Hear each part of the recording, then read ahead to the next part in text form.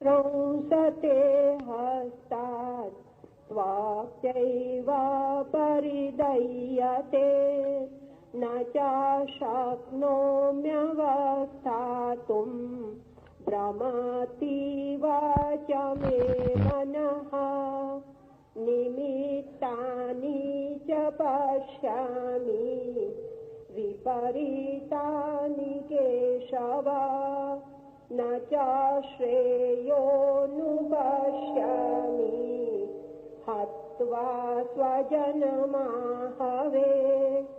न काङ्क्षे विजयं कृष्ण न च राज्यं सुखानि च किं नो राज्येन गोविन्द किं भोगैर्जीवितेन वा। मेरे हाथ से गांडीव धनुष गिरा जा रहा है, मेरे शरीर की रचना जल रही है, मेरे शरीर की त्वचा जल रही है, मेरा मन मेरे वश में नहीं है, इसलिए मैं रथ में बैठने के लिए भी समर्थ नहीं हूँ। हे केशव, मैं विपरीत निमित्त देखता हूँ, युद्ध में आत्मियों का मारकर कोई कल्याण नहीं देखता। हे कृष्ण, मैं विजय नहीं चाहता, राज्य अथवा विषय सुख कुछ भी नहीं चाहता। हे गोविंद, आत्मियों की हिंसा से प्राप्त होने वाले राज्य से हमें क्या प्रयोजन? राज्य मूलक भोग और जीवन से भी क्या प्रयोजन है?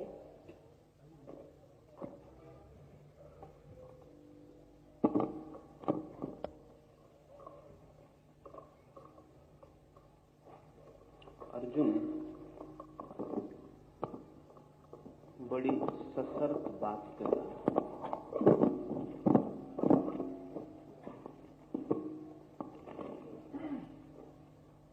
बहुत कंडीशनल शर्त से बंधा उसका वक्तव्य। सुख के भ्रम से वो मुक्त नहीं हुआ, लेकिन वो कह रहा है कि अपनों को मारकर जो सुख मिलेगा, ऐसे सुख से क्या प्रयोजन? अपनों को मारकर जो राज्य मिलेगा, ऐसे राज्य से क्या प्रयोजन? अगर अपनों को बिना मारे राज्य मिल जाए और अपनों को बिना मारे सुख मिल जाए तो अर्जुन लेने को तैयार है। सुख मिल सकता है, इसमें उसे कोई संदेह नहीं है। कल्याण हो सकता है, इसमें उसे कोई संदेह नहीं है। अपनों को मारने में उसे संदेह है। इस मनोदशा को समझ लेना उपयोगी है। हम सब भी ऐसे ही शर्तों में सोचते हैं। वेंगर ने एक किताब लिखी है, the philosophy of as if.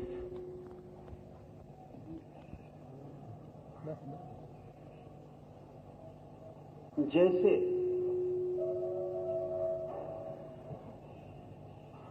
सारा जीवन ही यदि पर खड़ा है,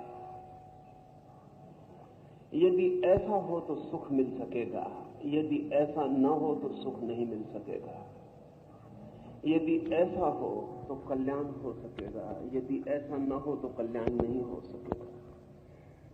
लेकिन एक बात निश्चित है कि सुख मिल सकता है, शर्त पूरी होनी चाहिए। और मजे की बात यही है कि जिसकी शर्त है उसे सुख कभी नहीं मिल सकता है।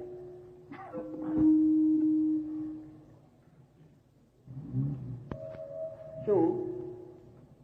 क्योंकि जिसे सुख का भ्रम नहीं टूटा, डिसइल्यूजनमेंट नहीं हुआ, जिसका सुख का मोह भंग नहीं हुआ, उसे सुख नहीं मिल सकता है। सुख मिलता है केवल उसे जो इस सत्य को जान लेता है कि सुख इस जगत में संभव नहीं है। बड़ा पैराडॉक्सिकल, बड़ा उल्टा दिखाई पड़ता है। जो सोचता है इस जगत में सुख मिल सकता है, कुछ शर्तें भर पूरी हो जाएं, वो केवल नए नए दुख खोजता चला जाता है।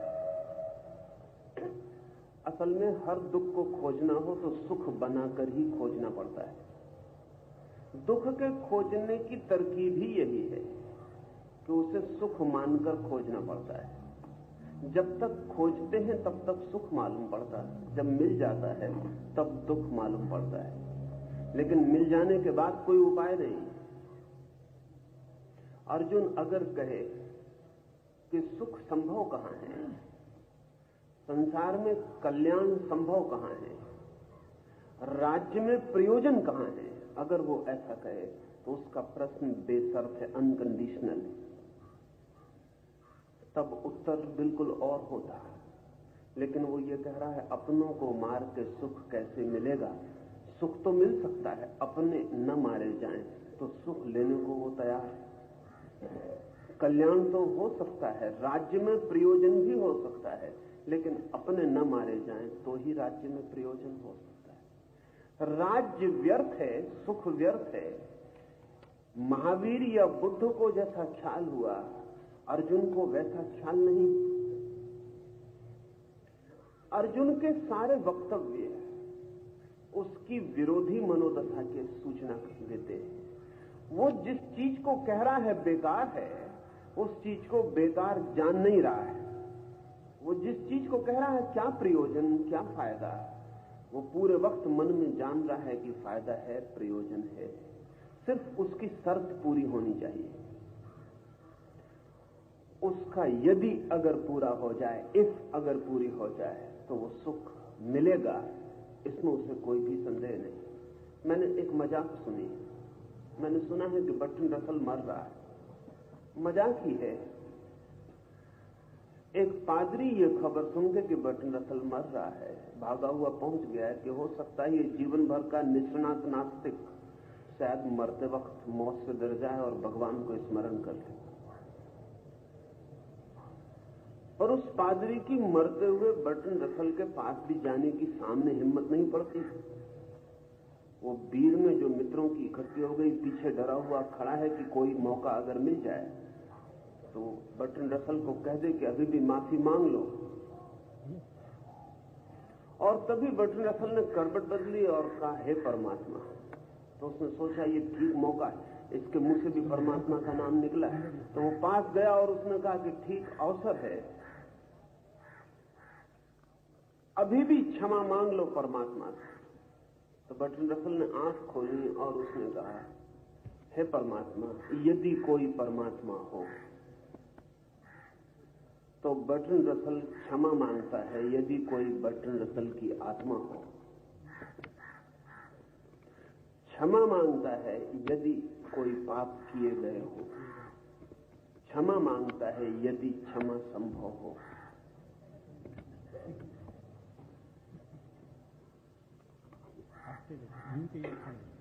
सारा जीवन हमारा यदि से घिरा है। बर्ट्रैंड रसल साफ है, ईमानदार है, हम इतने साफ नहीं। अर्जुन भी साफ नहीं है, बहुत कंफ्यूज्ड है, बहुत उलझा हुआ है। चित्त की गांठ उसकी बहुत इर्छी तिरछी। वो कह रहा है सुख तो मिल सकता है, लेकिन यदि अपने ना मरे। वो कहता है राज्य कल्याणकारी है, मिल जाए तो, यदि अपने न मरे। ये यदि ही उसकी गांठ है। और जो आदमी ऐसा कहता है उसे सुख, राज्य, धन, यश, उनका मोह नहीं टूट गया, उनकी आकांक्षा नहीं टूट गई, उनकी अभीप्सा नहीं टूट गई। पीछे वो बहुत तैयार है, सब मिल जाए, लेकिन उसके यदि भी पूरे होने चाहिए। इसलिए कृष्ण को निरंतर पूरे समय उसके साथ श्रम करना पड़ रहा है। वो श्रम उसके सेल्फ कंट्राडिक्टरी, उसके आत्म विरोधी चिंतन के लिए करना पड़ रहा है, क्योंकि पूरे समय ये दिखाई पड़ रहा है कि वो जो कह रहा है वही चाह रहा है, जिससे भाग रहा है उसी को मांग रहा है, जिससे बचना चाह रहा है उसी को आलिंगन कर रहा है। अर्जुन की ये दशा ठीक से समझ लेनी चाहिए। ऐसा अर्जुन हम सबके भीतर है, जिसे हम एक हाथ से धकाते हैं उसे दूसरे हाथ से खींचते रहते हैं। जिसे हम एक हाथ से खींचते हैं उसे दूसरे से धकाते रहते हैं। एक कदम बाएं चलते हैं तो तत्काल एक कदम दाएं चल लेते हैं। एक कदम परमात्मा की तरफ जाते हैं तो एक कदम तत्काल संसार की तरफ उठा लेते हैं। ये जो अर्जुन है ऐसी बैलगाड़ी की तरह जिसमें दोनों तरफ बैल जुते हैं, वो दोनों तरफ खिंच रहा है। वो कह रहा है सुख तो है इसलिए मन भागता है। वो कह रहा है लेकिन अपनों को मारना पड़ेगा इसलिए मन लौटता है। ये स्वविरोध स्मरण रखने योग्य है, क्योंकि अर्जुन की पूरी चित्त दशा इसी स्वविरोध का फैलाव।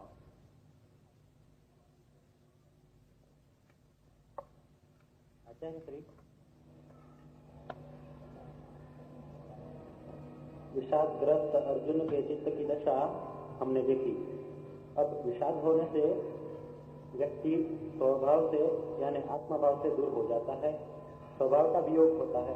तो गीता के प्रथम अध्याय को अर्जुन विषाद योग कहा गया है, वह कैसे? विषाद का योग से क्या संबंध है, या गीता के योग शब्द किस अर्थ में है?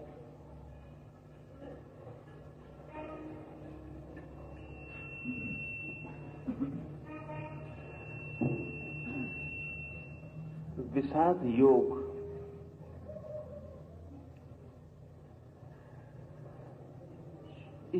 के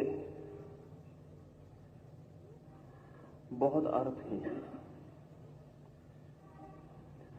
और योग के ऐसे भी अर्थ हैं जो साधारणतः योग से हमारी धारणा है उसके ठीक विपरीत है। ये ठीक ही सवाल है कि विषाद कैसे योग हो सकता है, आनंद योग हो सकता है, विषाद कैसे योग हो सकता है।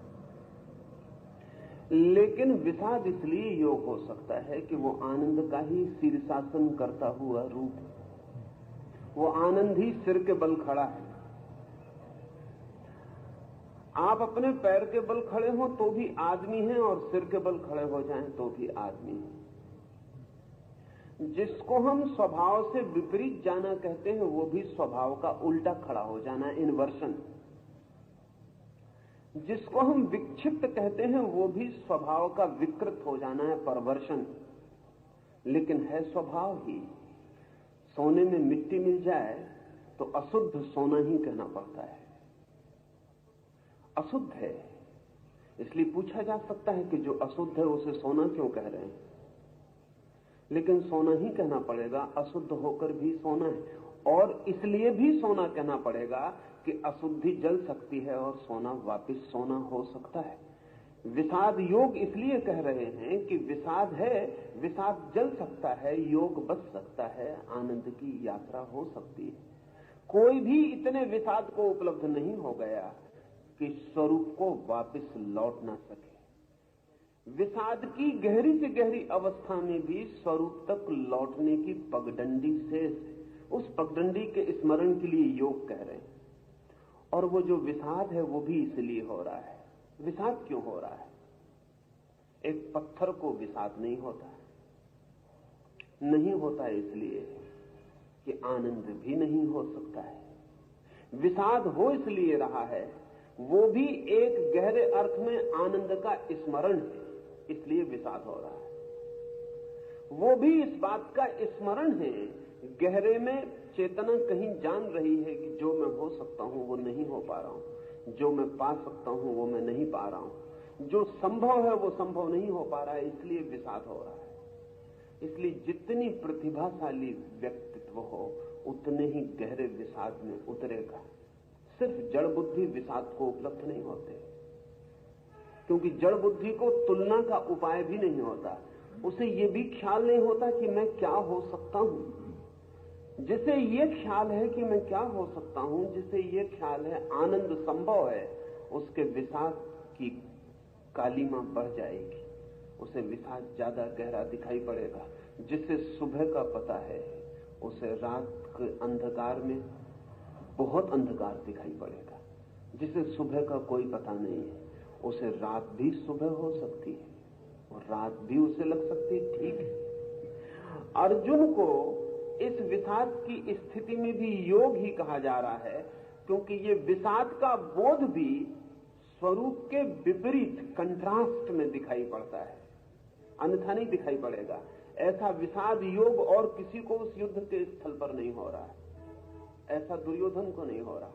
कल एक मित्र में रास्ते में जाता था तो उन्होंने पूछा कि आपने दुर्योधन की तो बात की, युधिष्ठिर के संबंध में क्या ख्याल है?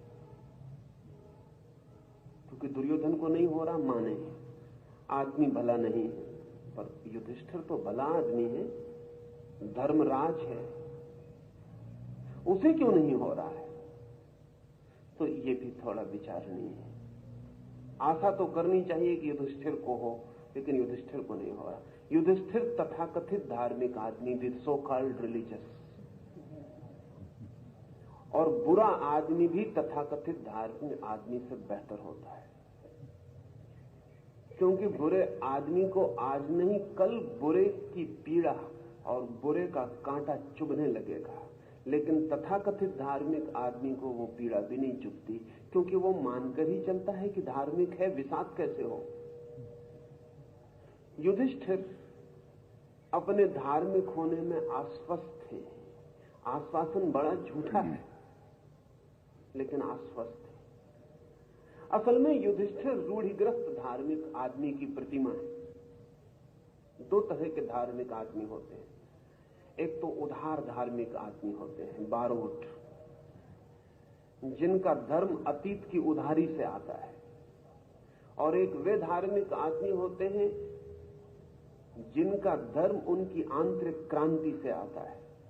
तो अर्जुन आंतरिक क्रांति के द्वार पर खड़ा हुआ धार्मिक आदमी है। धार्मिक है नहीं, लेकिन क्रांति के द्वार पर खड़ा हुआ, उस पीड़ा से गुजर रहा है जिससे धर्म पैदा हो सकता है।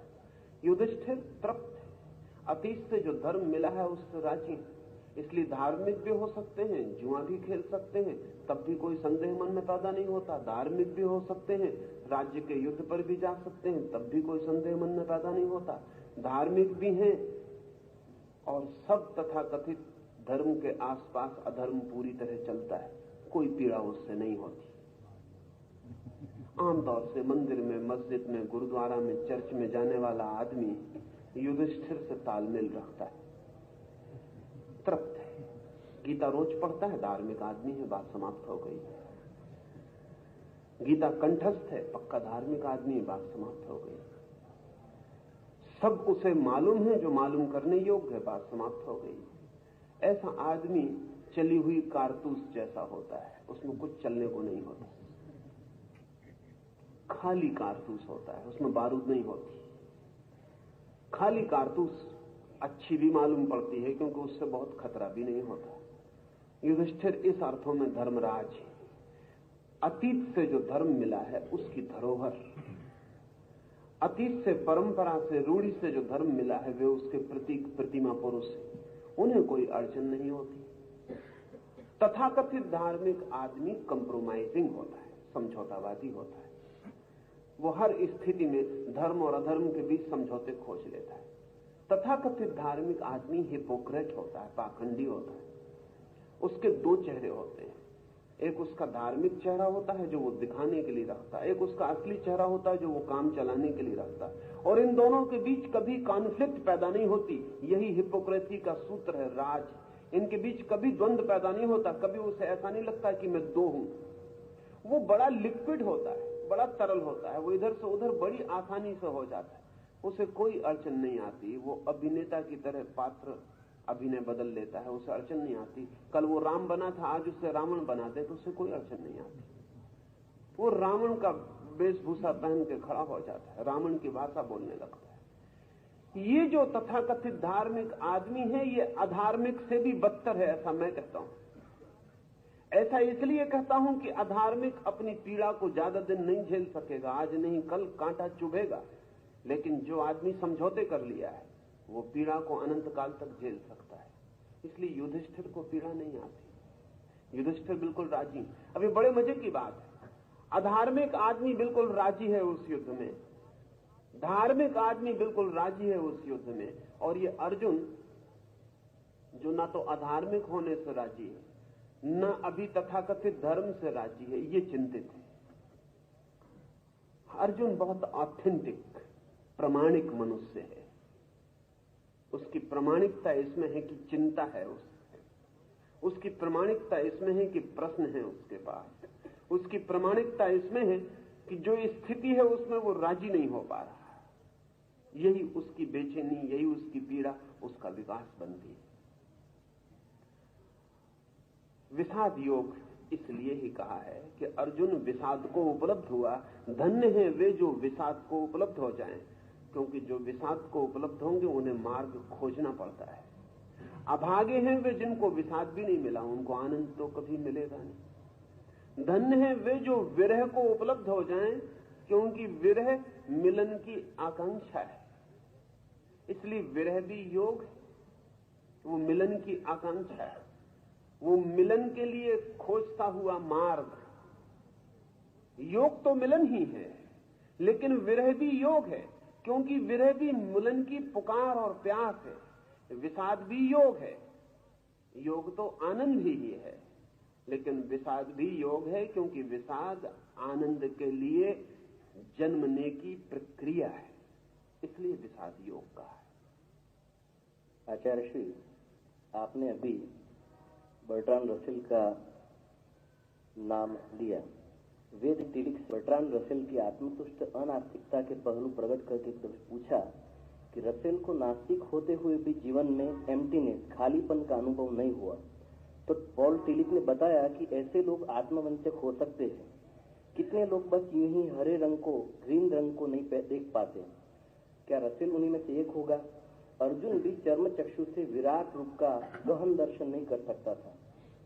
और दूसरी बात ये कि पॉल टिलिक अल्बर्ट कामू के नैराश्य, डिस्पेयर पर वार्तिक देते हुए एक जगह कहते हैं कि despair in itself is religious. तो गीता की दृष्टि से तो आप जो कहते हैं उससे ये मालूम होता है कि अर्जुन का विषाद अधार्मिक था। कुछ वार्तिक दें। अर्जुन का विषाद यदि विषाद में ही तृप्त हो जाए और बंद हो जाए तो अधार्मिक है, क्लोज्ड हो जाए तो अधार्मिक है। और अगर विषाद यात्रा बन जाए, गंगोत्री बने और विषाद से गंगा निकले और आनंद के सागर तक पहुंच जाए तो धार्मिक है। विषाद अपने में न तो अधार्मिक है न धार्मिक। अगर विषाद बंद करता है व्यक्तित्व को तो आत्मघाती हो जाएगा, और अगर विषाद व्यक्तित्व को बहाव देता है तो आत्म परिवर्तनकारी हो जाएगा। पॉल टिलिच जो कहते हैं कि despair in itself is religious, वो जो विषाद है, दुख है, वो अपने आप में धार्मिक है, ये अधूरा सत्य है। पॉल टिलिच पूरा सत्य नहीं बोल रहे हैं, ये अधूरा सत्य है, आधा सत्य है। विषाद धार्मिक बन सकता है, उसकी पॉसिबिलिटी है, उसकी संभावना है धार्मिक बनने की, अगर विषाद बहाव बन जाए। लेकिन अगर विषाद वर्तुल बन जाए, सर्कुलर हो जाए, अपने में ही घूमने लगे, तो सिर्फ आत्मघाती हो सकता है, धार्मिक नहीं हो सकता। ये बड़े मजे की बात है कि आत्मघाती व्यक्तित्व उस जगह पहुंच जाता है जहां से या तो उसे आत्मा परिवर्तन करनी पड़ेगी या आत्मघात करना पड़ेगा। एक बात तय है कि पुरानी आत्मा से नहीं चलेगा। तो हम ऐसा भी कह सकते हैं कि suicide in itself is religious, आत्महत्या अपने आप में धार्मिक है, लेकिन ये अधूरा सत्य होगा। वैसा ही जैसा पॉल टिलिच ने कहा, हाँ, आत्महत्या की स्थिति में आया व्यक्ति के सामने दो विकल्प हैं, दो अल्टरनेटिव हैं। या तो वो अपने को मार डाले, जो कि बिल्कुल अधार्मिक होगा, और या वो अपने को बदल डाले, जो कि मारने की और भी गहरी कीमिया है, पर वो धार्मिक होगा। बुद्ध उस जगह आ जाते हैं जहां या तो आत्महत्या करें या आत्म रूपांतरण करें। महावीर उस जगह आ जाते हैं या तो आत्महत्या करें या आत्म रूपांतरण करें। अर्जुन भी उस जगह खड़ा है जहां या तो वो मिट जाए, मर जाए, अपने को समाप्त कर ले, और या अपने को बदले और नए तलों पर चेतना को ले जाए।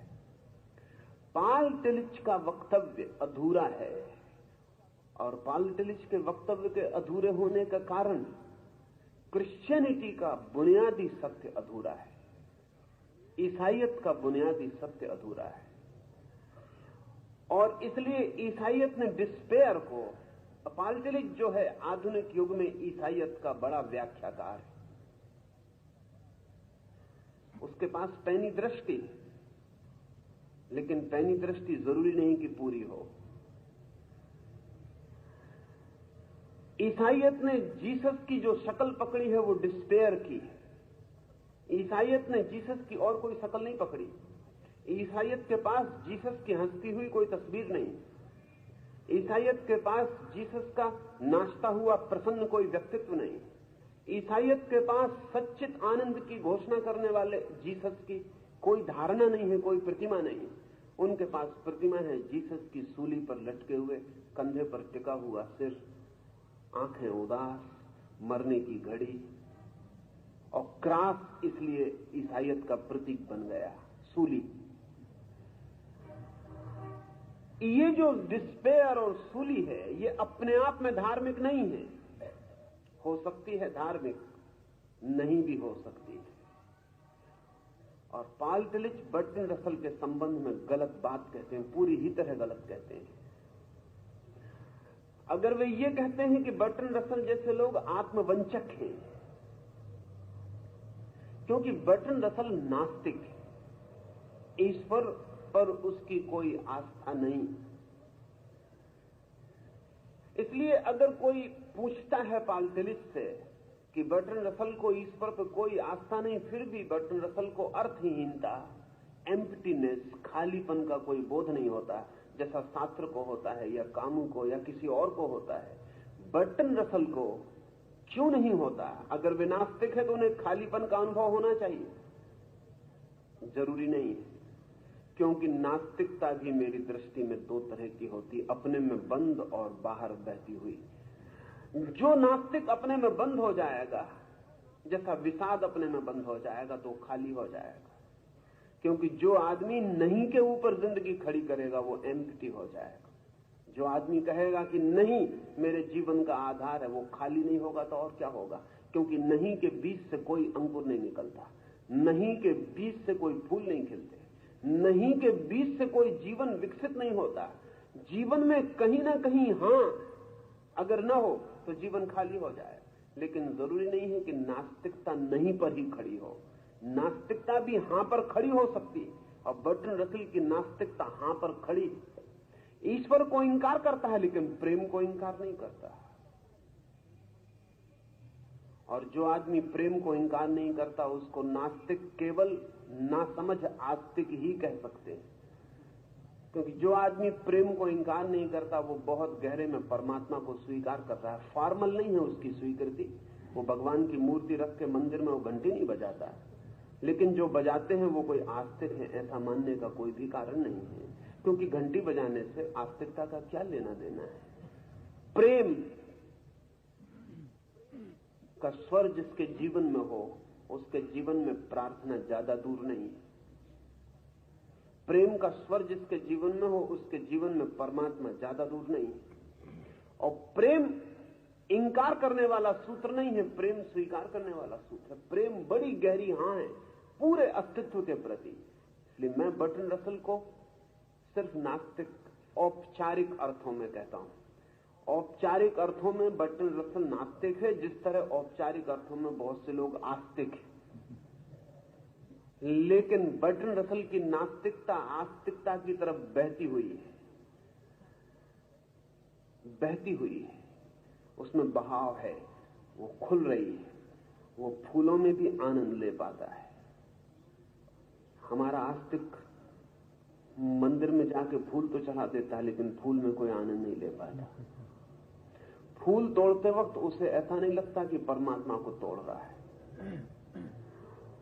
पत्थर की एक मूर्ति के लिए जिंदा एक फूल को तोड़ के चढ़ा देता है। यह आदमी गहरे में नास्तिक है, इसका अस्तित्व के प्रति कोई स्वीकार भाव नहीं और न अस्तित्व में इसे परमात्मा की कोई प्रतीति है, इसे कोई प्रतीति नहीं। इसकी पत्थर की मूर्ति को कोई तोड़ दे तो यह हत्या पे उतारू हो जाता है, जिंदा मूर्तियों को तोड़ देता है। इसके मन में आस्तिकता का कोई संबंध नहीं है। इसकी आस्तिकता आत्मवंचना है और बर्टन रसल की नास्तिकता भी आत्मवंचना नहीं, क्योंकि मुझे ऐसा दिखाई पड़ता है कि रसल सिंसियर, ईमानदार आदमी, और ईमानदार आदमी जल्दी आस्तिक नहीं हो सकता। सिर्फ बेईमान आदमी जल्दी आस्तिक हो सकते हैं, क्योंकि जिस आदमी ने ईश्वर को भी बिना खोजे हां भर दी, उससे बड़ा बेईमान आदमी मिल सकता है?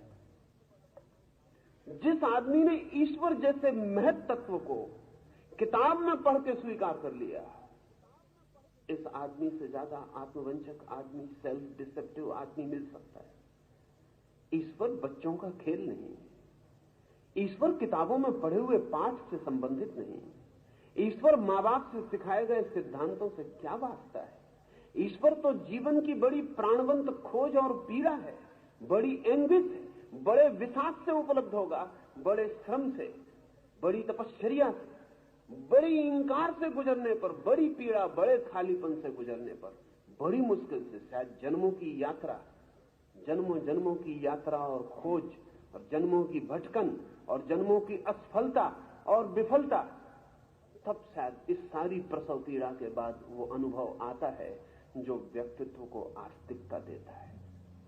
तब, लेकिन मैं मानता हूं कि बर्ट्रैंड रसल वैसी यात्रा पर है, इसलिए खाली नहीं है, छात्र खाली है, उसकी नास्तिकता क्लोज्ड है, एनसर्कल्ड इन वन सेल्फ, अपने भीतर ही वर्तुल बना के घूम रही है। तो अपने भीतर तो आदमी फिर खाली हो जाएगा, और नहीं पर, नथिंगनेस पर जिसने आधार रखे, उसकी जिंदगी में कैसे फूल खिले? उसने मरुस्थल में जिंदगी बोने की कोशिश की, वहां फूल नहीं खिल सकते। नहीं से बड़ा कोई मरुस्थल नहीं है। और जमीन पर जो मरुस्थल होते हैं वहां तो ओएसिस भी होते हैं, वहां तो कुछ मरुद्यान भी होते हैं, लेकिन नहीं के मरुस्थल में कोई ओएसिस, कोई मरुद्यान नहीं होता। वहां कोई हरियाली नहीं खिलती। हरियाली तो हां में ही खिलती है। आस्तिक ही पूरा हरा हो सकता है, आस्तिक ही पूरा भरा हो सकता है, आस्तिक ही फूलों को उपलब्ध हो सकता है, नास्तिक नहीं। लेकिन नास्तिकता दो तरह की हो सकती है और आस्तिकता भी दो तरह की हो सकती है।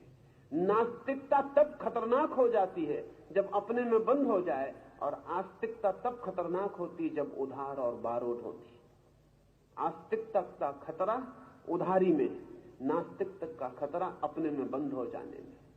सब उधार आस्तिक हैं पृथ्वी पर।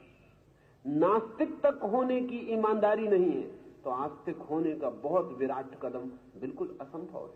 तो मैं तो मानता हूं कि नास्तिकता पहली सीढ़ी है आस्तिक होने के लिए, शिक्षण है नास्तिकता। नहीं कहने का अभ्यास हां कहने की तैयारी है, और जिसने कभी नहीं कहा उसके हां में कितना बल होगा, और जिसने कभी नहीं कहने की हिम्मत नहीं जुटाई उसके हां में कितना प्राण, कितनी आत्मा हो सकती है। बर्ट्रैंड रसल, मैं मानता हूं, नास्तिकता के उस दौर से गुजरता हुआ व्यक्ति है जो खोज रहा है और बिना खोजे हां नहीं भर सकता। उचित है, ठीक है, धार्मिक है। रसल को मैं नास्तिक कहता हूं, लेकिन धार्मिक नास्तिक, और तथाकथित आस्तिकों को मैं आस्तिक कहता हूं, लेकिन अधार्मिक आस्तिक। ये शब्द उल्टे मालूम पड़ते हैं, लेकिन उल्टे नहीं। अर्जुन का विषाद बहुत धार्मिक है, उसमें गति है। अगर वो चाहे तो कृष्ण जैसे कीमती आदमी को पास पाकर कह सकता है कि गुरु तुम जो कहते हो ठीक, हम लड़ते हैं। नहीं कहता, कृष्ण से जूझता है। कृष्ण से जूझने की हिम्मत साधारण नहीं है। कृष्ण जैसे व्यक्तित्व के पास हां करने का मन होता है।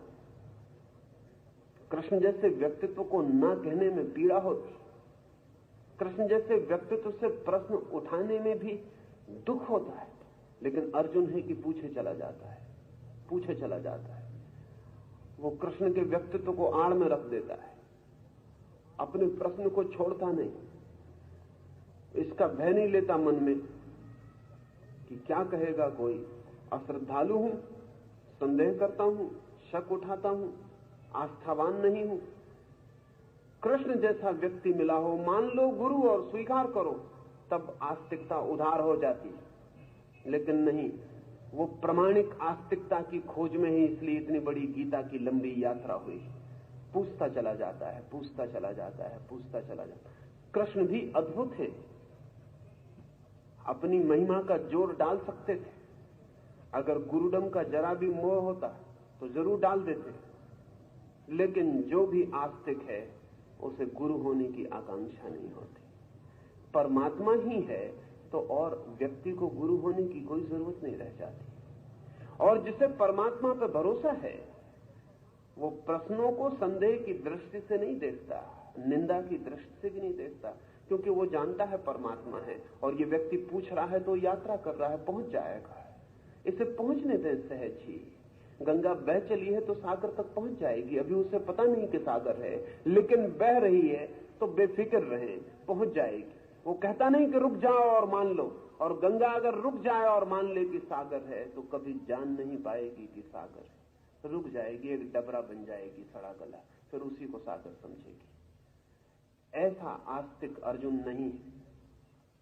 अगर ठीक से समझे तो अर्जुन और बर्ट्रैंड रसल के व्यक्तित्व में कुछ मेल है। जैसा मैंने कल कहा कि शास्त्र और अर्जुन के व्यक्तित्व में कुछ मेल है। वो मेल इतना है कि जैसा शास्त्र चिंतित है वैसा अर्जुन चिंतित है, लेकिन यहां मेल टूट जाता है इसके आगे। शास्त्र अपनी चिंता को सिद्धांत बना लेता है, अर्जुन अपनी चिंता को सिर्फ प्रश्न बनाता है। यहां उसका बर्ट्रैंड रसल से मेल है। बर्ट्रैंड रसल एग्नोस्टिक है, जिंदगी के अंतिम क्षण तक पूछ रहा है। दूसरी बात है कि कोई कृष्ण नहीं मिला, कोई हर्जा भी नहीं, आगे कभी मिल जाएगा, कोई हर्जा नहीं, लेकिन पूछना वहां है, यात्रा जारी।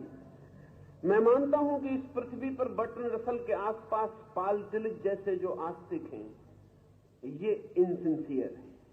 पाल तिलिच आत्मवंचक हो सकते हैं, रसल नहीं। और इस पृथ्वी पर पाल तिलिच और रसल जैसे व्यक्ति साथ साथ रहे हैं। मेरी अपनी समझ है कि बर्ट्रैंड रसल आस्तिकता की तरफ ज्यादा बढ़ा है, पाल तिलिच नहीं बढ़े। थियोलॉजिस्ट, और बड़े मजे की बात है कि दुनिया में धर्म का सबसे बड़ा शत्रु अगर कोई है तो अधर्म नहीं है, थियोलॉजी, धर्मशास्त्र। धर्म की सबसे बड़ी शत्रुता शास्त्रीयता में। वो जो लोग भी शास्त्रीयता में जीते हैं वे कभी धार्मिक नहीं हो पाते। उसके कारण है क्योंकि धर्म बुद्धि से ऊपर की बात है और शास्त्र सदा बुद्धि से नीचे की बात है। शास्त्र बुद्धि के ऊपर नहीं जाता और बुद्धि धर्म तक नहीं जाती। पाल तिलिच सिर्फ बुद्धि से जी रहे हैं। ऐसा नहीं कि बर्ट्रैंड रसल बुद्धि को इंकार कर रहा है, पूरी तरह बुद्धि से जी रहे हैं, लेकिन बुद्धि की स्वीकृति नहीं है।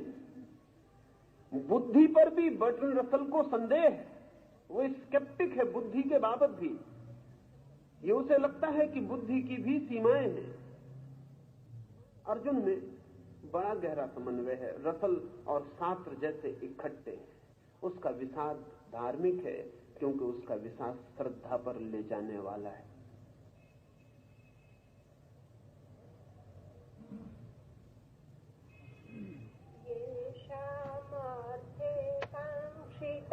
नो राज्यं भोगा सुखानि च तइमेव स्थिता युते प्राणं त्यक्त्वा धनानि च।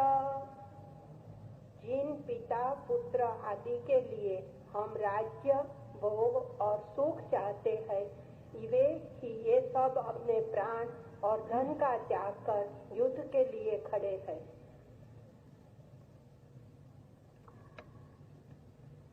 पग पग पर अर्जुन की भ्रांतियां जुड़ी। कह रहा है अर्जुन कि जिन पिता पुत्र मित्र परिजन के लिए हम राज्य सुख चाहते हैं, झूठ कह रहा है, कोई चाहता नहीं,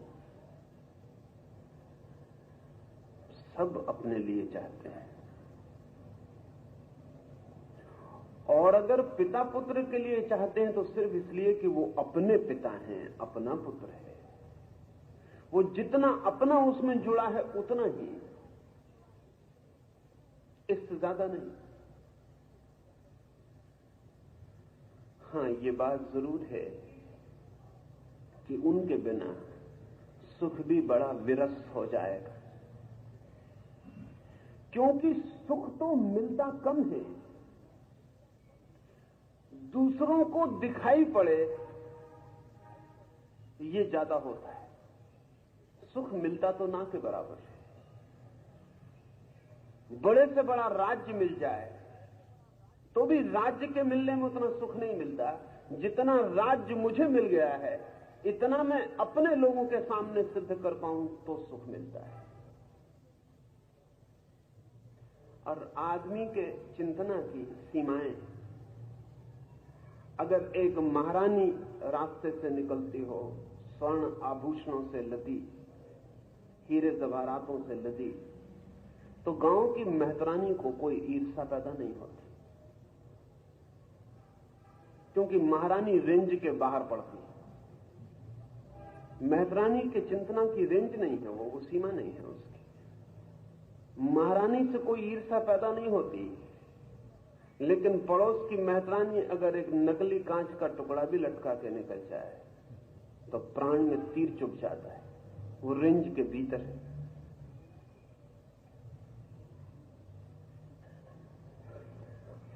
आदमी की ईर्ष्याएं, आदमी की महत्वाकांक्षाएं निरंतर एक सीमा में बंध के चलती हैं। अगर आप यश पाना चाहते हैं तो ये यश जो अपरिचित हैं, स्ट्रेंजर्स हैं, उनके सामने आपको मजा न देगा। जो अपने हैं, परिचित हैं, उनके सामने ही आपको मजा देगा। क्योंकि जो अपरिचित हैं उनके सामने अहंकार को सिद्ध करने में कोई सुख नहीं। जो अपने हैं उन्हीं को हराने का मजा है, जो अपने हैं उन्हीं को दिखाने का मजा है कि देखो मैं क्या हो गया और तुम नहीं हो पाए। जीसस ने कहीं कहा है कि पैगंबर या तीर्थंकर अपने ही गांव में कभी आदृत नहीं होते, यद्यपि चाहेंगे अपने ही गांव में आदृत होना, लेकिन हो नहीं सकते। अगर जीसस अपने ही गांव में गए हों तो लोग कहेंगे बढ़ई का लड़का, वही ना जोसेफ का बढ़ई का लड़का, कहां से ज्ञान पालेगा? अभी कल तक लकड़ी काटता था, ज्ञान पा लिया, लोग हंसेंगे। इस हंसने में भी बढ़ई के लड़के को इतनी ऊंचाई पर स्वीकार करने की कठिनाई है, रेंज के भीतर।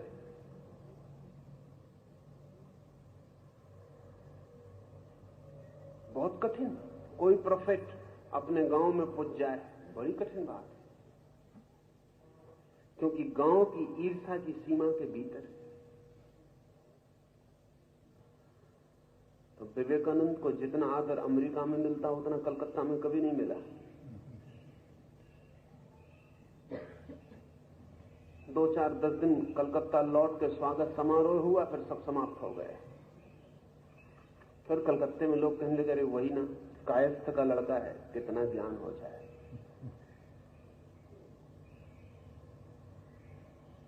रामतीर्थ को अमेरिका में भारी सम्मान मिला, काशी में नहीं मिला। काशी में एक पंडित ने खड़े होकर कहा कि संस्कृत का आभासा नहीं आता और ब्रह्म ज्ञान की बातें कर रहे हो, पहले संस्कृत सीखो। और बेचारे रामतीर्थ संस्कृत सीखने गए।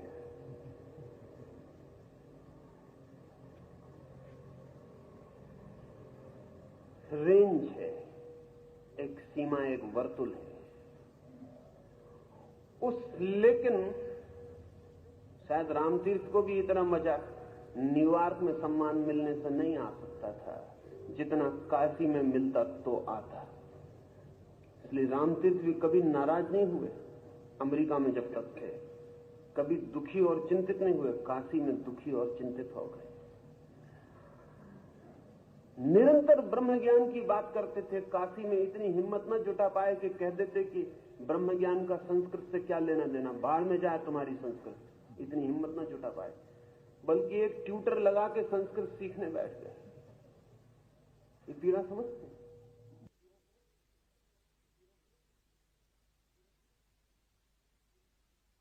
वो जो अर्जुन कह रहा है निरंतर सरासर झूठ कह रहा है, उसे पता नहीं,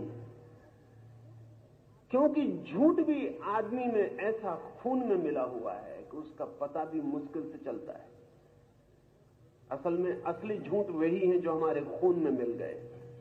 जिन झूठों का हमें पता चलता उनकी बहुत गहराई नहीं, जिन झूठों का हमें पता नहीं चलता, जिनके लिए हम कॉन्शियस भी नहीं होते, चेतन भी नहीं होते, वही झूठ हमारे हड्डी मांस मज्जा बन गए। अर्जुन वैसा ही झूठ बोल रहा है जो हम सब बोलते हैं।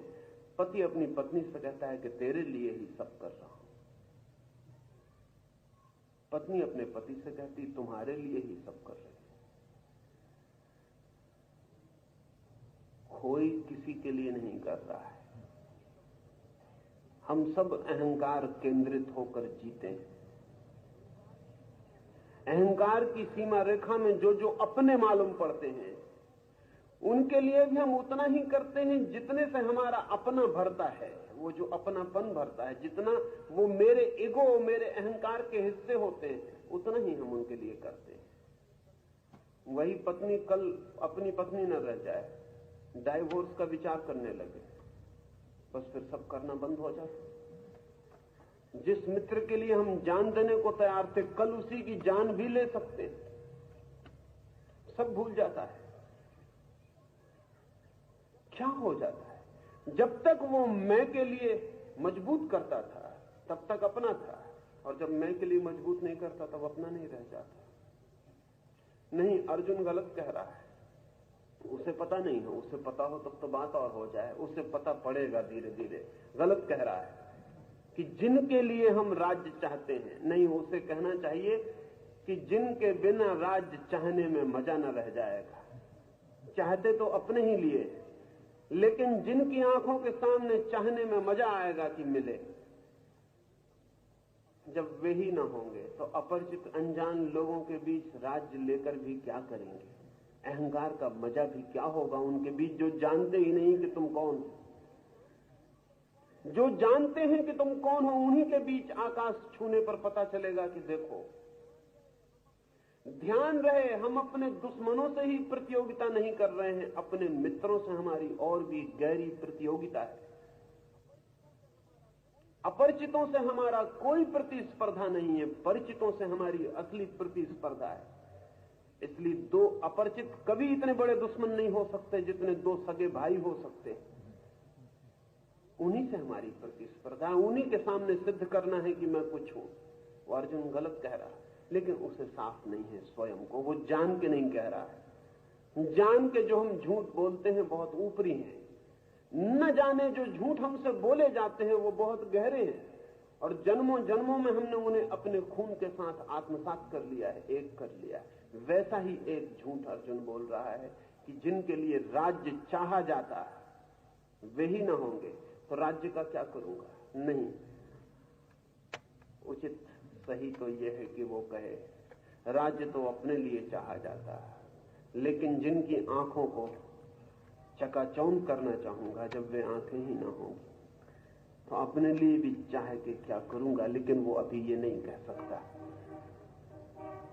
इतना ही वो कह सके तो जगह जगह गीता का कृष्ण चुप होने को तैयार है, लेकिन वो जो भी कहता है उसमें पता चलता है कि वो बातें उल्टी कह रहा है। अगर वो एक जगह भी सीधी और सच्ची बात कह दे, एक भी असर्शन उसका ऑथेंटिक हो, तो गीता का कृष्ण तत्काल चुप हो जाए, कहे बात खत्म हो गई, चलो वापस लौटा लेते हैं रथ को। लेकिन वो बात खत्म नहीं होती, क्योंकि अर्जुन पूरे समय दोहरे वक्तव्य बोल रहा है, डबल दोहरे वक्तव्य बोल रहा है। बोल कुछ और रहा है, चाहे कुछ और रहा है कुछ और, कह कुछ और रहा है, उसकी दुविधा कहीं और गहरे में प्रकट कहीं और कर रहा है। इसे हमें समझते चलना है, तभी हम कृष्ण के उत्तरों को समझ सकेंगे। जब तक हम अर्जुन के प्रश्नों की दुविधा और अर्जुन के प्रश्नों का उलझाव न समझ लें, तब तक कृष्णों के उत्तरों की गहराई और कृष्णों के उत्तरों के सुलझाव को समझना मुश्किल है।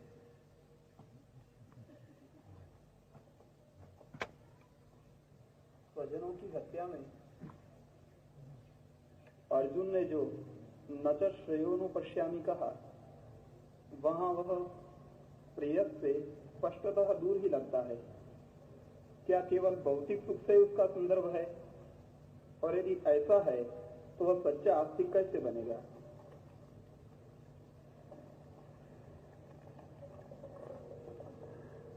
अर्जुन जहां है वहां भौतिक सुख से ही संबंध हो सकता है। आस्तिक का भौतिक सुख से संबंध नहीं होता, ऐसा नहीं है। आस्तिक का भौतिक सुख से संबंध होता है, लेकिन जितना ही वो खोजता है उतना ही पाता है कि भौतिक सुख असंभावना है। भौतिक सुख की खोज असंभव होती है, तभी आध्यात्मिक सुख की खोज शुरू होती है। तो भौतिक सुख का भी आध्यात्मिक सुख की खोज में महत्वपूर्ण कंट्रीब्यूशन, उसका बहुत महत्वपूर्ण दान है। सबसे महत्वपूर्ण दान भौतिक सुख का यही है कि वो अनिवार्य रूप से विषाद में और फ्रस्ट्रेशन में ले जाता है। अब ये बड़े मजे की बात है, जिंदगी में वे ही सीढ़ियां हमें परमात्मा के मंदिर तक नहीं पहुंचाती, जो परमात्मा के मंदिर से ही जुड़ी हैं। वे सीढ़ियां भी परमात्मा के मंदिर की सीढ़ियों तक पहुंचाती हैं जो परमात्मा के मंदिर से नहीं जुड़ी हैं। अभी बड़ी उल्टी सी बात मालूम पड़ेगी। स्वर्ग तक पहुंचने में वही सीढ़ी काम नहीं आती जो स्वर्ग तक जुड़ी है, उससे भी ज्यादा और उससे भी पहले वो सीढ़ी काम आती जो नर्क से जुड़ी है। असल में जब तक नर्क की तरफ की यात्रा पूरी तरह से व्यर्थ ना हो जाए, तब तक स्वर्ग की तरफ की कोई यात्रा प्रारंभ नहीं होती। जब तक बहुत स्पष्ट रूप से ये साफ ना हो जाए कि ये नरक का मार्ग है, तब तक ये साफ नहीं हो पाता कि स्वर्ग का मार्ग क्या है। भौतिक सुख आध्यात्मिक सुख तक पहुंचाने में एक निषेध चेतावनी का, नेगेटिव चेतावनी का काम करते हैं। बार बार हम खोजते हैं भौतिक सुख को, बार बार असफल होते हैं। बार बार चाहते हैं और बार बार नहीं पाते हैं। बार बार आकांक्षा करते हैं और बार बार वापस गिर जाते हैं। यूनानी कथाओं में सिसिफस की कथा है। कामू ने उस पर एक किताब लिखी, the myth of Sisyphus. Sisyphus को सजा दी है देवताओं ने कि वह पत्थर को खींच के पहाड़ की शिखर तक ले जाए। और सजा का दूसरा हिस्सा यह है कि जैसे ही वो शिखर पे पहुंचेगा, पसीने से लथपथ, हांफता, थका, पत्थर को घसीटता, वैसे ही पत्थर उसके हाथ से छूट के वापस खड्ड में गिर जाएगा। फिर वो नीचे जाए, फिर पत्थर को खींचे और चोटी तक ले जाए, और फिर यही होगा, और फिर यही होता रहेगा। अब ये सजा है और ये इटर्निटी तक होता रहेगा, ये अंत तक होता रहेगा, अनंत तक होता रहेगा। अब वो सिसिफस है कि फिर जाता है खाई में, फिर उठाता है पत्थर को। जब वो पत्थर को उठाता है तो फिर इसी आशा से कि इस बार सफल हो जाए, अब की बार तो पहुंचा ही देगा शिखर पर, बता ही देगा देवताओं को कि बड़ी भूल में थे, देखो सिसिफस ने पत्थर पहुंचा ही दिया। फिर खींचता है, महीनों का श्रम अथक, किसी तरह टूटता मरता ऊपर शिखर पे पहुंचता है, पहुंच नहीं पाता कि पत्थर हाथ से छूट जाता, फिर खाई में गिर जाता। फिर सिसिफस उतर आता है। आप कहेंगे बड़ा पागल है, खाई में क्यों नहीं बैठ जाता? अगर इतना आपको पता चल गया तो आपकी जिंदगी में धर्म की शुरुआत हो जाएगी, क्योंकि हम सब सिसिफस हैं। कहानी अलग अलग होगी, पहाड़ अलग अलग होंगे, पत्थर अलग अलग होंगे, लेकिन सिसिफस हम सब हैं। हम वही काम बार बार किए चले जाते हैं, बार बार शिखर से छूटता है पत्थर और खाई में गिर जाते हैं।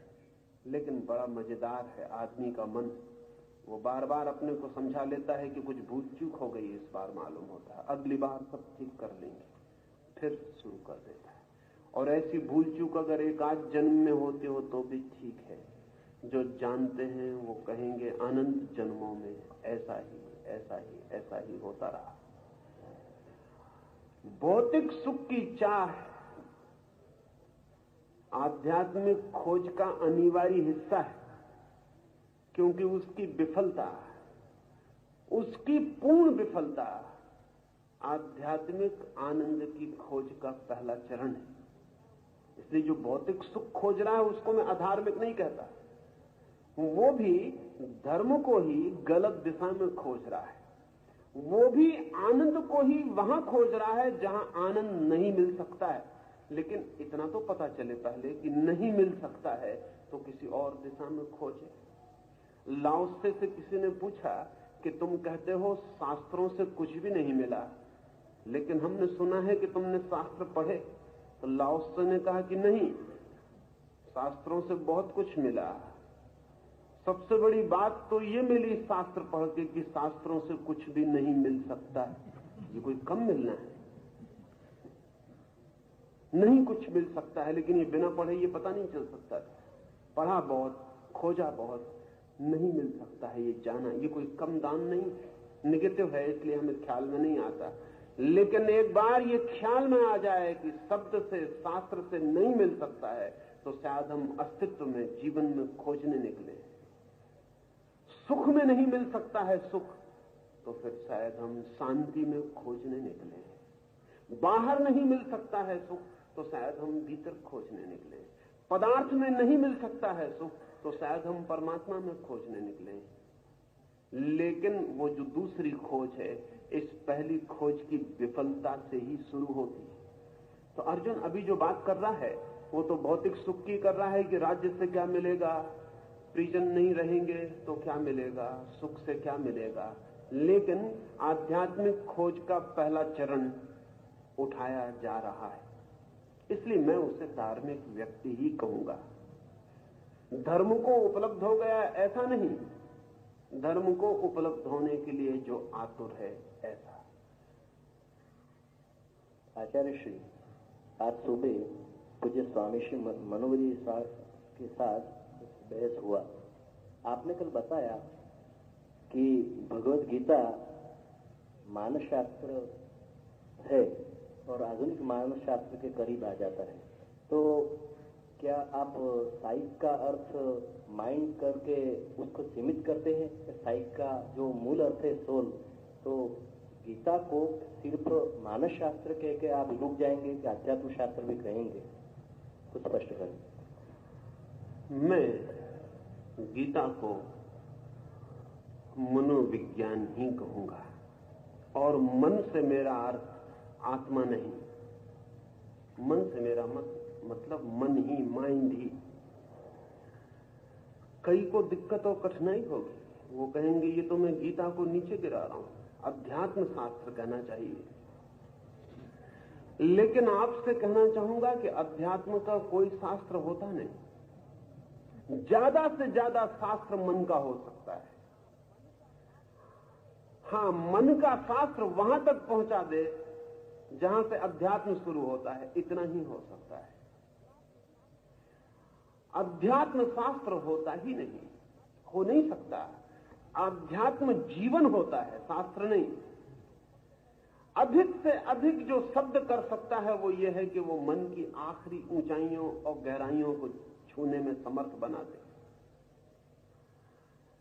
कि मैं गीता को अध्यात्म शास्त्र कहकर व्यर्थ न करूंगा, वैसा कोई शास्त्र होता नहीं। और जो शास्त्र आध्यात्मिक होने का दावा करते हैं, शास्त्र तो क्या करते हैं, शास्त्र को मानने वाले दावा कर देते हैं। वे अपने शास्त्रों को व्यर्थ ही मनुष्य की सारी उपयोगिता के बाहर कर देते हैं। अध्यात्म है अनुभव, और जो अनिर्वचनीय है, और जो अवर्णनीय है, और जो व्याख्या के पार है, और जो शब्दों के अतीत है, और शास्त्र ही जिसे चिल्ला चिल्ला के कहते हैं कि मन से नहीं मिलेगा, मन के आगे मिलेगा। जो मन के आगे मिलेगा वो शब्दों में नहीं लिखा जा सकता है। इसलिए शास्त्र की आखिरी से आखिरी पहुंच मन है। उतना पहुंचा दे तो परम शास्त्र है, और उसके पार जो छलांग लगेगी वहां अध्यात्म शुरू होगा।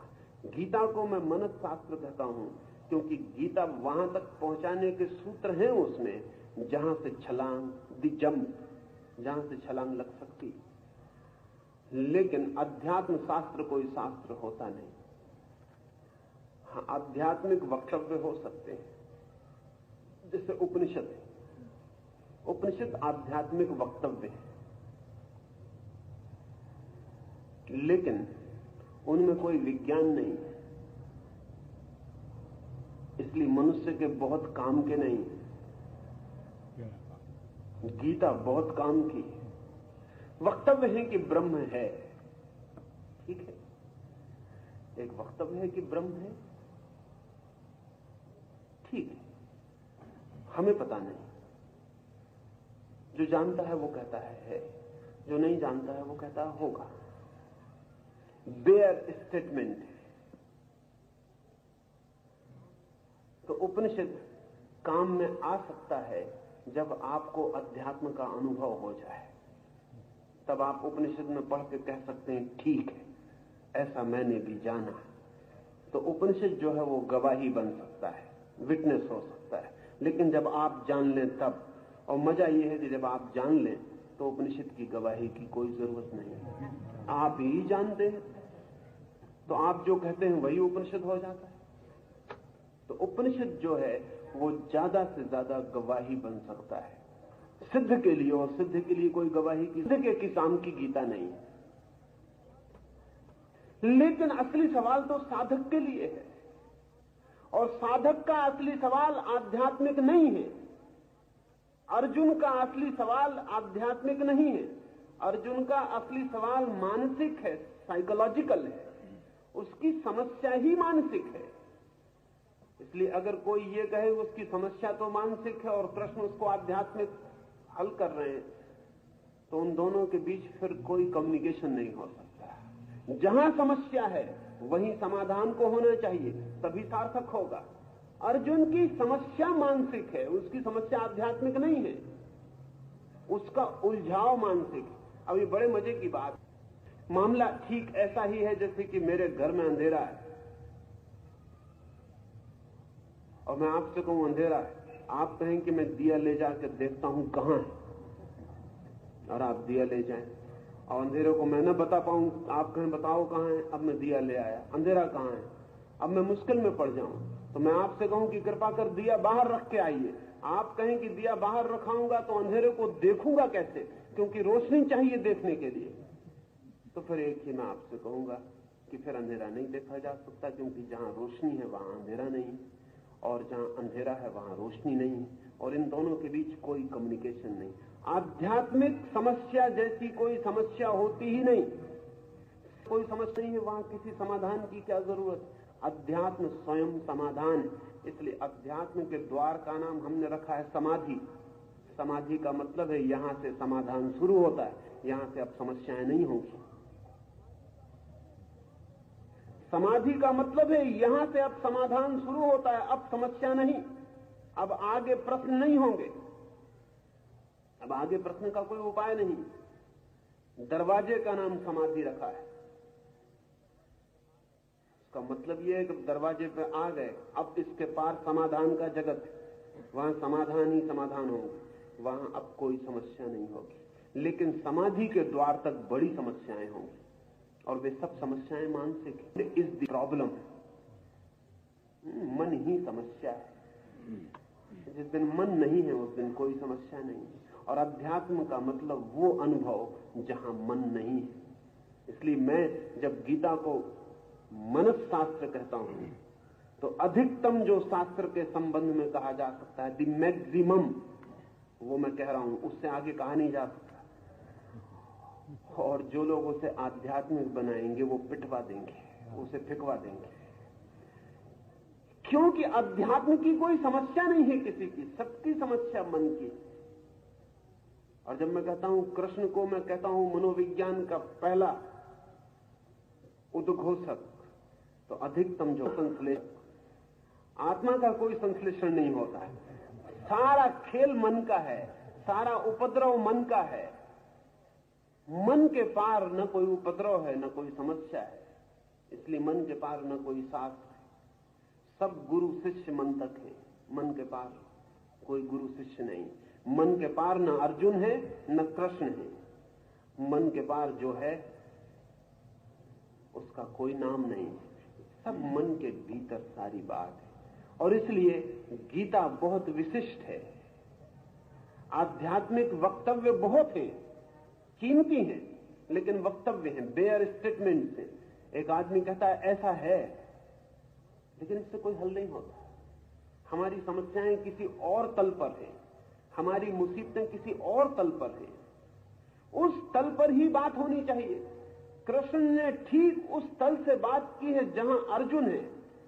अगर कृष्ण अपने तल से बात करें तो गीता अध्यात्म शास्त्र होती, लेकिन तब अर्जुन को नहीं समझाया जा सकता था। अर्जुन कहता माफ करें, होगा, मेरा कोई संबंध नहीं है इससे। तब उन दोनों के बीच कोई संवाद नहीं हो सकता था। तब एक आदमी आकाश में और एक आदमी पाताल में होता। अर्जुन के सिर पे से बातें निकल जाती, कुछ पकड़ में अर्जुन को नहीं आने वाला था। लेकिन कृष्ण ठीक अर्जुन जहां है वहां से उसका हाथ पकड़ते हैं और वहीं से सारी समस्याओं को सुलझाना शुरू करते हैं। इसलिए गीता एक बहुत साइकिक, एक बहुत मनस की गतिमान व्यवस्था है। एक एक कदम अर्जुन ऊपर उठता है तो गीता ऊपर उठती है, अर्जुन नीचे गिरता है तो गीता नीचे गिरती है, अर्जुन जमीन पर गिर जाता है तो कृष्ण नीचे झुकते हैं, अर्जुन खड़ा हो जाता है तो कृष्ण खड़े हो जाते हैं। पूरे समय अर्जुन केंद्र पर है, कृष्ण नहीं है केंद्र पर। उपनिषद का ऋषि केंद्र पर है, वो अपने वक्तव्य दे रहा है, वो कह रहा है जो मैंने जाना वो मैं कहता हूं, उसका आपसे कोई संबंध नहीं।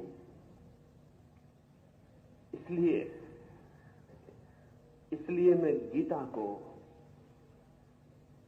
एक शिक्षक के द्वारा कही हुई बातें कह रहा हूं। कृष्ण सिर्फ ब्रह्मज्ञानी की तरह बोले तो अर्जुन से कोई नाता नहीं रह जाएगा। वो बहुत नीचे झुक के अर्जुन के साथ खड़े होकर बोलते हैं और धीरे धीरे जैसे अर्जुन ऊपर उठता है वैसे वो ऊपर उठते हैं और वहां छोड़ते हैं गीता के आखिरी सूत्रों को जहां से मनस समाप्त हो जाता है और अध्यात्म शुरू होता है। उसके बाद चर्चा बंद हो जाती है, उसके बाद चर्चा का कोई मतलब नहीं है। इसलिए मैंने बहुत जानकर कंसीडर्ड, मेरा जो वक्तव्य था ऐसे नहीं कह देता हूं, कुछ भी नहीं ऐसे कह देता हूं, बहुत जानकर कहा कि गीता एक साइकोलॉजी है और भविष्य सिर्फ उन्हीं ग्रंथों का है जो साइकोलॉजी है। भविष्य उन ग्रंथों का नहीं है जो मेटाफिजिक्स मर गई, अब उसकी कोई जगह नहीं है। अब आदमी कहता है हमारी समस्याएं हैं, इन्हें हल करिए, और जो इन्हें हल करेगा उसकी जगह होगी। अब फ्रायड, जुंग, एडलर और फ्रोम और सलीवान उनकी दुनिया है। अब ये कपिल कणाद की दुनिया नहीं। और आने वाले भविष्य में कृष्ण अगर फ्रायड और जुंग और एडलर की पंक्ति में खड़े होने का साहस दिखलाते हैं तो ही गीता का भविष्य, अन्यथा कोई भविष्य नहीं। तो मैंने बहुत सोचकर कहा है, बहुत जानकर कहा है। बाइबल को मैं नहीं कह सकता कि वो मनस्शास्त्र है, नहीं कह सकता। कुछ वक्तव्य हैं जो मानसिक हैं, लेकिन बहुत गहरे में वो अध्यात्म है। अध्यात्म का मतलब जो जाना है जीसस ने वो वक्तव्य दे रहे हैं। वही तकलीफ हुई क्योंकि जीसस आकाश की बातें कर रहे हैं, सुनने वाले जमीन की बातें समझ रहे हैं, इसलिए सूली पे लटकाए गए। सूली पे लटकाने का कारण है, और बहुत सा कारण जीसस के ऊपर है। जीसस कह रहे हैं द किंगडम ऑफ गॉड, मैं तुम्हें परमात्मा के राज्य का मालिक बना दूंगा। लोग समझ रहे हैं कि वो जमीन के राज्य का मालिक बनाने वाले। यहूदियों ने रिपोर्ट कर दी उनकी कि ये आदमी खतरनाक है, रिबेलियस, ये कुछ राज्य हड़पने की कोशिश कर रहा है। और जब उनसे पूछा पायलट ने कि क्या तुम राज्य हड़पने की कोशिश कर रहे हो, उन्होंने कहा कि हम राज्य पर हमला बोल रहे हैं। मगर वो दूसरे राज्य की बात कर रहे हैं, किंगडम ऑफ गॉड। वो कहीं राज्य किसी को पता नहीं। उन्होंने कहा यह आदमी खतरनाक, इस आदमी को सूली पर लटकाना चाहिए। जीसस जहां से बोल रहे हैं वहां सुनने वाले लोग नहीं हैं, और जहां जीसस बोल रहे हैं वहां उनका सुनने वाला एक भी आदमी नहीं। इसलिए जीसस और उनके सुनने वाले में कोई तालमेल नहीं। कृष्ण अद्भुत शिक्षक हैं। वो अर्जुन को प्राइमरी क्लास से लेकर ठीक यूनिवर्सिटी के आखिरी दरवाजे तक पहुंचाते हैं। वो बहुत लंबी यात्रा है, वो बहुत लंबी यात्रा है और बड़ी सूक्ष्म यात्रा है, और मैं वैसे ही चाहूंगा कि हम वैसे ही यात्रा करें। आचार्य जी, आपने बताया कि मनुष्य जन्मों जन्म का पुनरावर्तन करता रहता है, तो क्या पूर्ण जीवन पाने के लिए वह पुनरावर्तन जरूरी नहीं है? यदि न हो तो उसमें से अतिक्रमण कब होता है, और उसमें क्या गुरु या ग्रंथ कुछ मदद नहीं कर सकता? कृपया बताइए।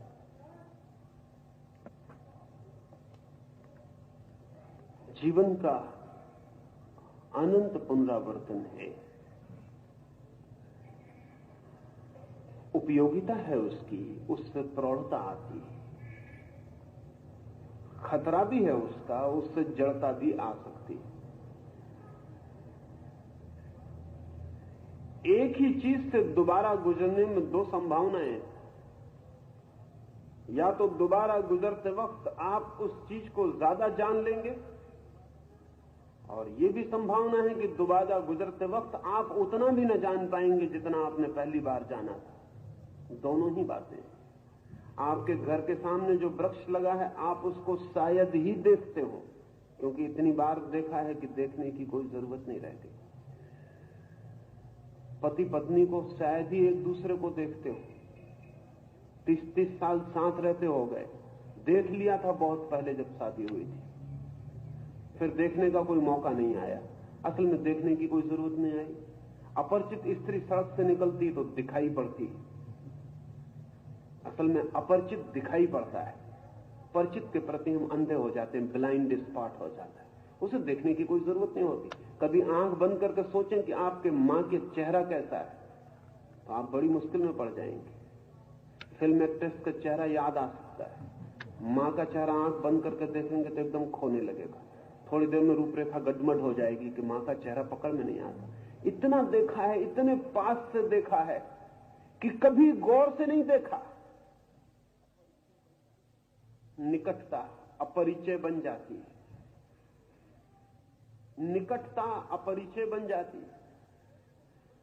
तो अनंत जीवन में एक से ही अनुभव से बार बार गुजरने पर दो संभावनाएं हैं, और चुनाव आप पर है कि आप क्या करेंगे। स्वतंत्रता आपकी है। आप ये भी कर सकते हैं कि आप बिल्कुल जड़ मैकेनिज्म हो जाएं, जैसा कि हम अधिक लोग हो गए, एक यंत्रवत घूमते रहें, बस वही रोज रोज करते रहें। कल भी क्रोध किया था, परसों भी क्रोध किया था, उसके पहले भी, पिछले वर्ष भी, उसके पहले वर्ष भी। इस जन्म का ही हिसाब रखें तो भी काफी है। अगर 50 साल जिए हैं तो कितनी है, और हर बार क्रोध करके कितनी बार पश्चाताप किया है, और हर बार पश्चाताप करके फिर दोबारा क्रोध किया है, फिर दोबारा पश्चाताप किया है। फिर धीरे धीरे एक रूटीन, एक व्यवस्था बन गई, और आदमी को देख के आप कह सकते हैं कि अभी क्रोध कर रहा है, थोड़ी देर बाद पश्चाताप करेगा। क्रोध में क्या कह रहा है ये भी बता सकते हैं, क्या कहेगा ये भी बता सकते हैं, अगर 2-4 दफे उसको क्रोध करते देखा। और बाद में भी प्रिडिक्ट कर सकते हैं कि क्रोध के बाद पश्चाताप में ये बातें ये कहेगा। कसम खाएगा कि अब क्रोध कभी नहीं करूंगा, हालांकि ये कसमें इसने पहले भी खाई, इसका कोई मतलब नहीं। ये जड़ व्यवस्था हो गई। लेकिन पूर्व क्रोध किया है तो हर बार क्रोध का अनुभव उसे क्रोध से मुक्त कराने में सहयोगी होगा, और अगर बेहोशी से क्रोध किया है तो हर क्रोध का अनुभव उसे और भी क्रोध की जड़ मूर्छा में ले जाने में सहयोगी होता है। जीवन का पुनरावर्तन दोनों संभावनाएं खोलता है। हम कैसा उपयोग करेंगे हम पर निर्भर है। जीवन सिर्फ संभावनाएं देता है, हम उन संभावनाओं को क्या रूपांतरण देंगे ये हम पर निर्भर है। एक आदमी चाहे तो क्रोध करके और गहरे क्रोध का अभ्यासी बन सकता है, और एक आदमी चाहे तो क्रोध करके क्रोध की मूर्खता को देखकर, व्यर्थता को देखकर हो सकता है। जो आदमी जड़ होता चला जाता है वो अधार्मिक होता चला जाता है, वो और संसारी होता चला जाता है। जो आदमी चेतन होता चला जाता है वो धार्मिक होता चला जाता है, उसके जीवन में एक क्रांति होती चली जाती है। प्रत्येक पर निर्भर है कि जीवन का आप क्या करेंगे। जीवन निर्भर नहीं है, जीवन अवसर है, उसमें क्या करेंगे ये आप पर निर्भर है। ये निर्भरता ही आपके आत्मवान होने का प्रमाण है, ये निर्भरता ही आपको आत्मा होने का गौरव है। आपके पास आत्मा है अर्थात चुनाव की शक्ति है। अपने हजारों चक्कर लगाए हों, अगर आज भी आप निर्णय करें तो सारे चक्कर इसी क्षण छोड़ सकते हैं, तोड़ सकते हैं। लेकिन मन लीस्ट रेसिस्टेंस की तरफ बहता है। घर में मैं एक लोटा पानी गिरा दूं, फर्श से बह जाए, सूख जाए, पानी उड़ जाए, लेकिन एक सूखी रेखा फर्श पे छूट जाए, पानी नहीं है, जरा भी कुछ भी नहीं है, सिर्फ एक सूखी रेखा। और सूखी रेखा का मतलब क्या है? कुछ भी मतलब नहीं है, वहां पानी बहा था, बस इतनी एक रेखा छूट जाती। फिर दोबारा पानी उस कमरे में डोल दें, 100 में 99 मौके ये हैं कि वो उसी सूखी रेखा को पकड़ के फिर कमरे के दूसरे हिस्सों में धूल ज्यादा है, वहां जगह जरा आसानी से बहने की है, पानी वहीं से बहेगा। हम बहुत बार जो किए हैं वहां सूखी रेखाएं बन गई हैं। उन सूखी रेखाओं को ही मनस्शास्त्र संस्कार कहता है, वो हमारी कंडीशनिंग है। उन सूखी रेखाओं पर फिर वही काम, फिर शक्ति का जन्म, फिर पानी का बहना, लीस्ट रेसिस्टेंस, फिर हम वहीं से बहना शुरू कर देते हैं। लेकिन सूखी रेखा कहती नहीं कि यहां से बहो, सूखी रेखा बांधती नहीं कि यहां से नहीं बहे तो अदालत में मुकदमा चलेगा। सूखी रेखा कहती नहीं कि कोई नियम है ऐसा कि यहीं से बहना पड़ेगा, कि परमात्मा की आज्ञा है कि यहीं से बहो। सूखी रेखा सिर्फ तो नई रेखा बना ले और बह जाए, फिर नई सूखी रेखा बन जाएगी, फिर नया संस्कार बन जाएगा। धर्म निर्णय और संकल्प है, जो होता रहा है उससे अन्यथा होने की चेष्टा, जो कल तक हुआ है उसकी समझ से वैसा दोबारा न हो, इसका संकल्प पूर्वक चुनाव है। इसे ही हम साधना कहें, योग कहें, जो भी नाम देना चाहें दे सकते। एक आखिरी सूत्र और फिर सांझ को बात करें।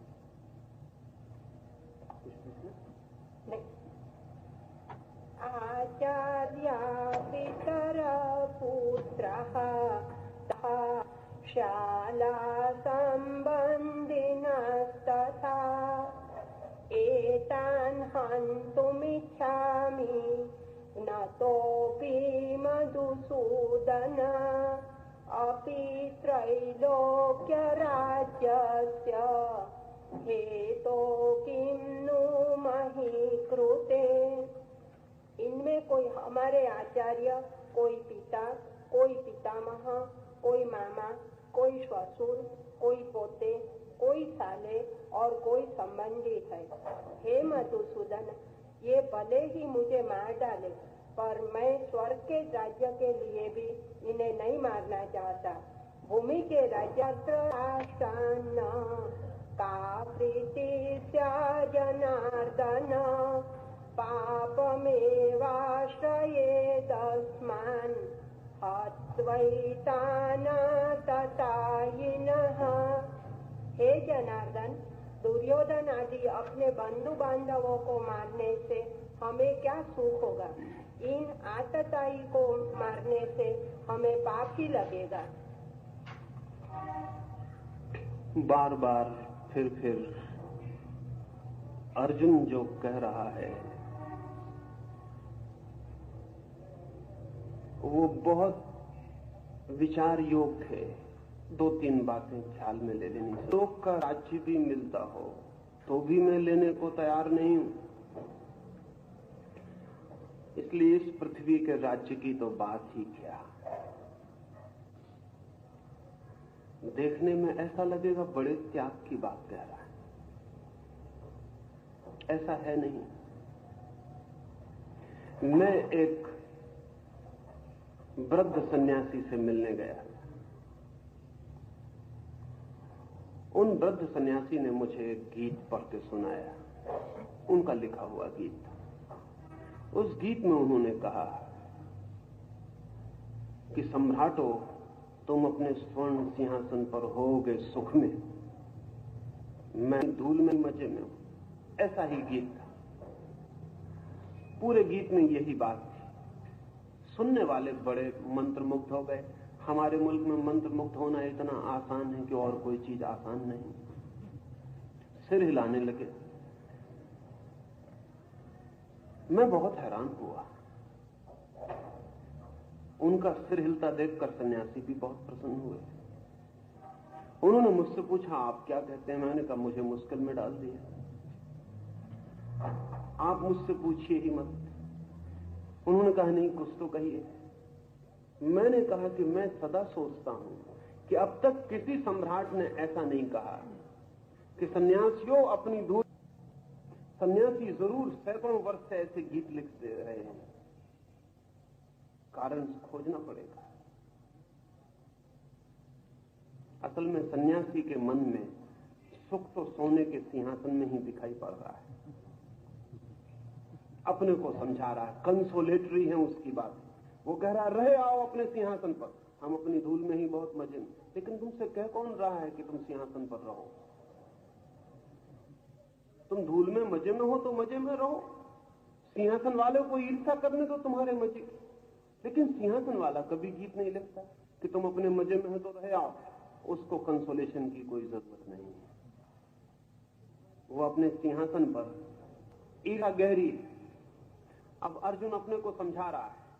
मन तो उसका होता है कि राज्य मिल जाए, लेकिन वो ये कह रहा है, इन सबको मारकर अगर तीनों लोग का राज्य भी मिलता हो, हालांकि कहीं कोई मिल नहीं रहा है, कोई देने वाला नहीं,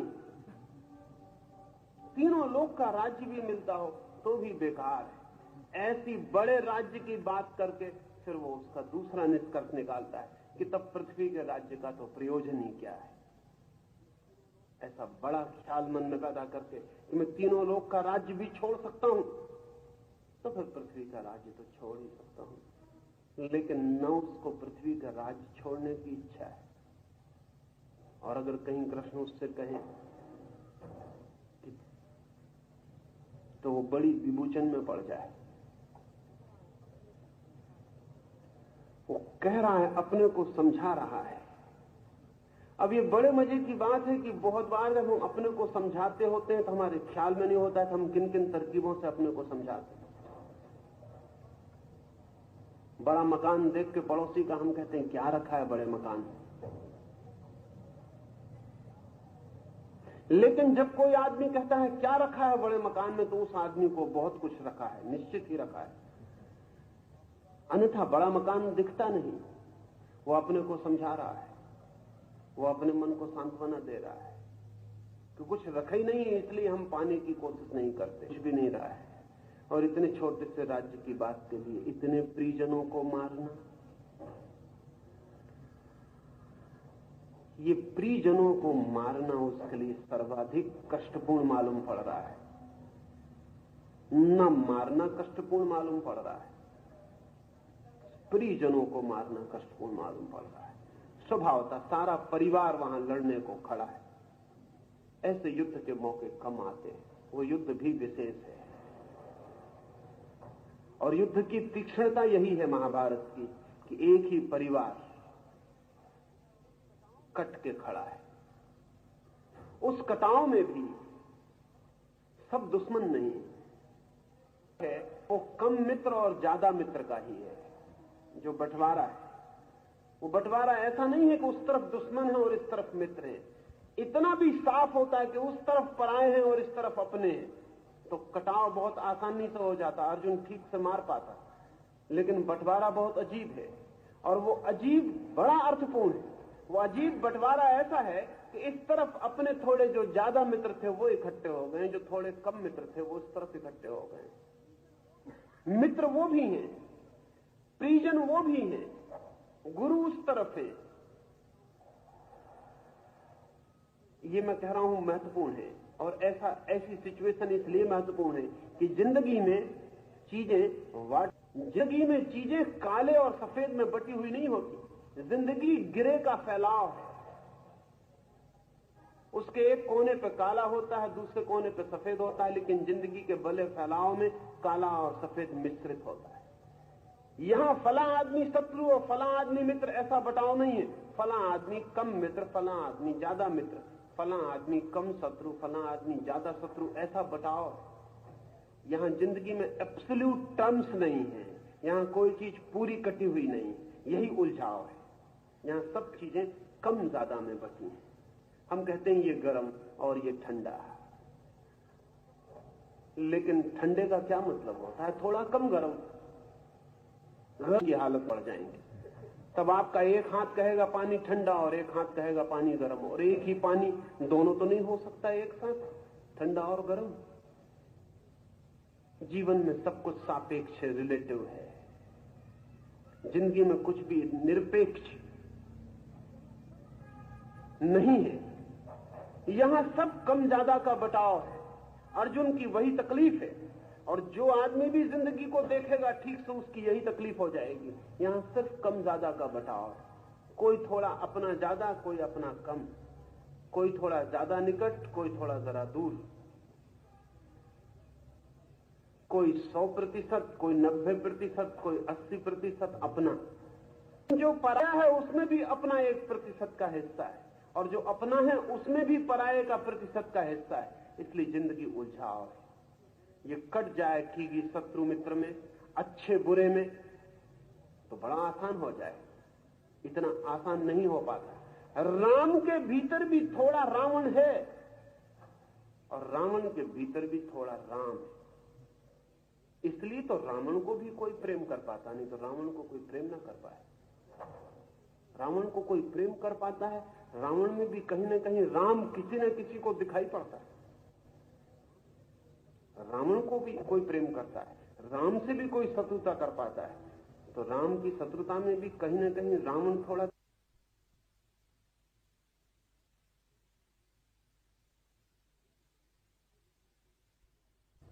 जिंदगी सिर्फ सापेक्ष विभाजन है। इसलिए अर्जुन की तकलीफ है कि सब अपने ही खड़े, एक ही परिवार बीच में से रेखा खींचती, उस तरफ अपने हैं, इस तरफ अपने हैं, हर हालत में अपने ही मरेंगे। ये पीड़ा पूरे जीवन की पीड़ा है, और ये स्थिति, ये सिचुएशन पूरे जीवन की स्थिति। इसलिए अर्जुन के लिए जो प्रश्न है वो सिर्फ किसी एक युद्ध स्थल पर पैदा हुआ प्रश्न नहीं है, वो जीवन के समस्त स्थलों पर पैदा हुआ प्रश्न है। अब वो घबरा गया है। सबसे ज्यादा जीवन में उसके लिए ही द्रोण ने किया है। एकलव्य का अंगूठा काट लाए थे इसी शिष्य के लिए। वही शिष्य आज उन्हीं पर हत्या करने को तैयार होगा। इसी शिष्य को उन्होंने बड़ा किया है खून पसीना देकर, सारी कला इसमें उड़ेल दी है। आज इसी के खिलाफ वो धनुर्बाण खींचेंगे। ये बड़ा अद्भुत युद्ध है। ये एक ही परिवार जिनमें बड़े तालमेल हैं, बड़े जोड़ हैं, बड़ी निकटताएं हैं, कट के खड़ा हो गया है। लेकिन अगर हम जिंदगी को देखें, बहुत गहरे से देखें, तो जिंदगी के सब युद्ध अपनों के ही युद्ध हैं, क्योंकि पृथ्वी एक परिवार से जुड़ी। कल जिस जमीन को हम अपना कहते वो वहां है, कल जिस ताजमहल को वो अपना कहते और जिसके लिए मर जाते वो यहां है। यहां सब बटा है। अगर हम कल चीन से लड़ेंगे तो हिंदुस्तान ने चीन को सब कुछ दिया है, और हिंदुस्तान की सबसे बड़ी धरोहर बुद्ध को चीन ने बचाया है, और कोई बचाता नहीं। कल उनसे हम खड़े हो जाएंगे। सारी जिंदगी, सारी पृथ्वी ठीक से देखें तो एक बड़ा परिवार है। उसमें सारे युद्ध पारिवारिक, और सब युद्ध इसी स्थिति को पैदा कर देते जो अर्जुन के मन में पैदा हो गया। उसकी दुविधा एकदम स्वाभाविक है। आंख बंद करे और भाग जाए, ये दो ही उपाय दिखाई पड़ते हैं। तो आंख बंद करे और कहे होगा कोई जो अपनी तरफ नहीं, अपना नहीं, मरना है मरे। आंख बंद करे युद्ध में कूद जाए, सीधा है। या आंख बंद करे और भाग जाए, सीधा है। लेकिन कृष्ण जो उपाय सुझाते हैं वो सीधा नहीं, वो लीस्ट रेसिस्टेंस का नहीं। ये दोनों लीस्ट रेसिस्टेंस के हैं, ये दोनों सूखी रेखाएं, इन दोनों में वो कहीं भी चला जाए। बड़ी सरल है बात। शायद अनंत जन्मों में इन दो में से कहीं ना कहीं वो गया होगा, ये सहज विकल्प है। लेकिन कृष्ण एक तीसरा ही विकल्प सुझाते हैं जिस पर वो कभी नहीं गया है। वो तीसरा विकल्प ही कीमती है। कभी इससे थक गए तो विपरीत को, कभी विपरीत से थक गए तो इसको, उनको आप सुनते रहे। दी थर्ड, वो तीसरा ही महत्वपूर्ण है जो ख्याल में नहीं आता है। उस तीसरे को ही कृष्ण प्रस्तावित करेंगे, उस पर हम सांझ बात करेंगे।